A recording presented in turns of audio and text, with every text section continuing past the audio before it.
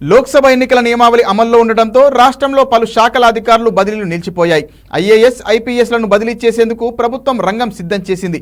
వారం రోజుల్లో జిల్లా కలెక్టర్ల నుంచి సీనియర్ ఐఏఎస్ల వరకు స్థానచలనాలు జరగనుండగా పోలీస్ శాఖలోనూ ఐపీఎస్ల బదిలీలకు ప్రభుత్వం సన్నాహాలు చేపట్టింది. కొత్తగా ఏర్పడిన ప్రభుత్వం తాత్కాలిక బదిలీలు జరిపింది. గత ప్రభుత్వ హయాంలో పలు స్థానాల్లో పనిచేసిన అధికారుల స్థానాలను సర్కార్ మార్చింది.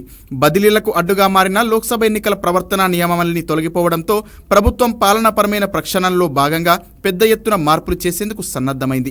ఐఏఎస్, ఐపీఎస్లకు సంబంధించి కీలక స్థానాల్లో దీర్ఘకాలికంగా ఉన్న వారిని మార్చే అవకాశం ఉంది. పనితీరు ప్రతిపాదికన పలువురిపై బదిలీ వేటు పడనున్నట్టు సమాచారం.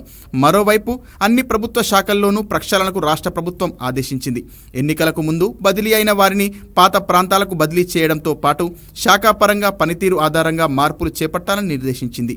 రాష్ట్ర సచివాలయంలో పనిచేస్తున్న 6 సహాయ కార్యదర్శులకు ఉప కార్యదర్శులుగా పదోన్నతులు కల్పిస్తూ ప్రభుత్వ ప్రధాన కార్యదర్శి శాంతికుమారి ఉత్తర్వులు జారీ చేశారు.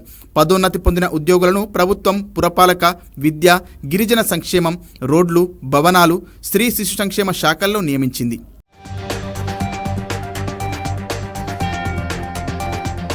ఇక పశుసంవర్ధక శాఖలో శాఖాపరమైన పదోన్నతుల కమిటీ సమావేశం నిర్వహించింది. డైరెక్టర్ పోస్టులను పదోన్నతుల ద్వారా భర్తీ చేయనున్నట్లు నిర్ణయం తీసుకుంది. డైరెక్టర్, శాఖ ముఖ్య కార్యదర్శిగా సబ్యసాచి ఘోష్ ఇన్ఛార్జ్ బాధ్యతలు నిర్వహిస్తున్నారు. గొర్రెలు, మేకల అభివృద్ధి, సమాఖ్య ఎండి, పశుగణన అభివృద్ధి సంస్థ సీఈఓ పోస్టులకు ఇన్ఛార్జులుగా ఆ శాఖ అదనపు సంచాలకులు సుబ్బారాయుడు, మల్లేశ్వరి విధులు నిర్వహిస్తున్నారు. ఈ ఇద్దరికీ పదోన్నతులు కల్పించి డైరెక్టర్ల స్థాయిలో 3 పోస్టుల బాధ్యతలు అప్పగించనున్నారు.